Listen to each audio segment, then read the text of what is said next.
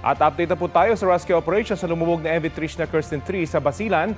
Kausapin natin si Philippine Coast Guard spokesperson Captain Noemi Cayabyab. Magandang umaga at welcome po sa Balitang Hali.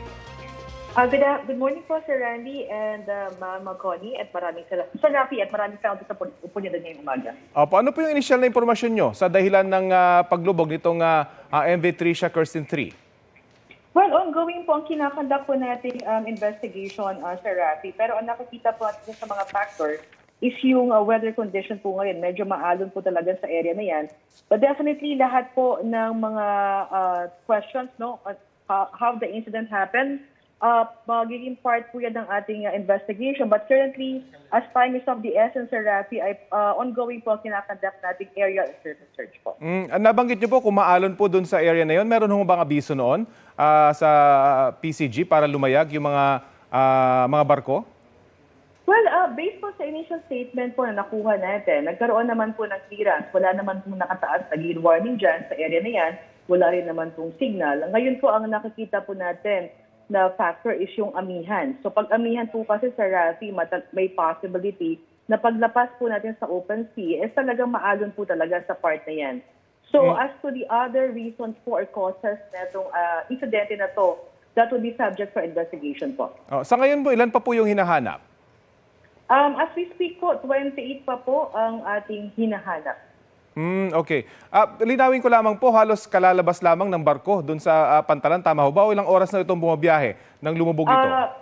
Yes po. Umalis po ito ng Zamboanga kagabi, 9:20 p.m. So na-receive po natin yung distress report galing sa dalawang Coast Guard natin na on board sa barko at Sea Marshal, halos 1:50 a.m.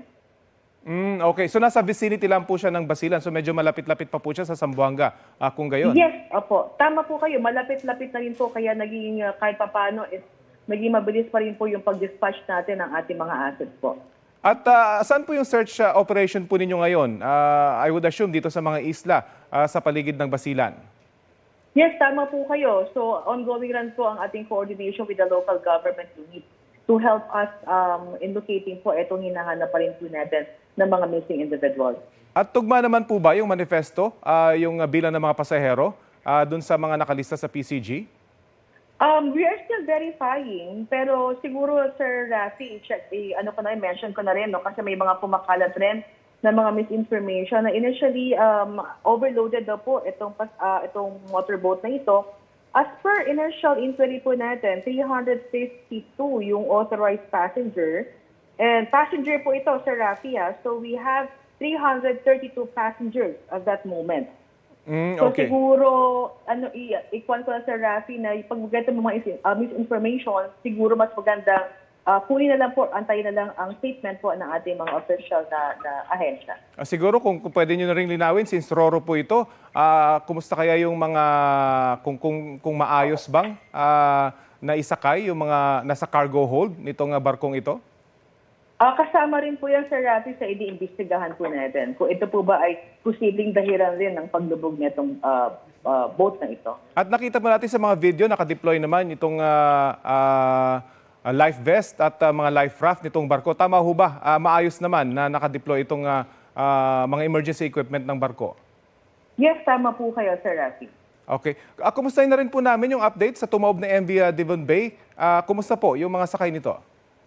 Kaninang umaga po ay na-receive na po natin sila dito sa Manila. Kahapon po nagkaroon ng small boat to small boat transfer dahil medyo maalon po talaga sa area ng Baho de Masinloc.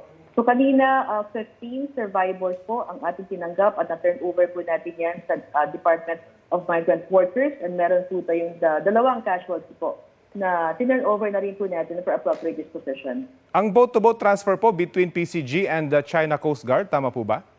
Yes, tama po kayo, Sir Rafi. At kumusta naman po yung naging koordinasyon nitong dalawang Coast Guard operators? So, naging smooth naman po ang ating transfer kahapon. Ang naging mekanismo po natin is we use the Maritime Rescue Coordinating Center, no?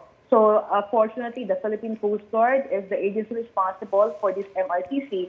At ang counterpart po natin for the Chinese side is the Hong Kong Rescue Coordinating Center. So naging maayos naman po ang ating koordinasyon at wala naman po tayo na i-report na anumang insidente during the transfer po nito mga rescue crew at kasama po yung dalawang cadaver po. At may posibleng dahilan na po ba sa paglubog nitong barko? Well, based po sa interview natin sa isa sa mga survivors, ito po kasing Devon Bay, ang kargamento po nito is nickel ore. So it is loaded of 55,000 tons of nickel ore. So nagkaroon po ng liquefaction yung moisture ng cargo that caused the shifting of the weight to the left side of the ship. So initially, yan po yung naging report sa atin ng agent na halos 25 listing support po itong barko po before po naitawag yung distress alert sa atin. And malaki po ang effect ng weather that time kasi masyado po talagang maalon at malakas po yung current. Pero this is just an initial suspicion po natin. No? Again, we will still be conducting investigation and we do not have conclusive data yet. But as we speak po, Sir Rafi, ongoing pa rin po yung ating search and rescue mission din sa area. And definitely after this, we will be conducting our investigation na rin po. Very quickly lang ba po yung search and rescue operation? Kasama pa rin po ang China Coast Guard?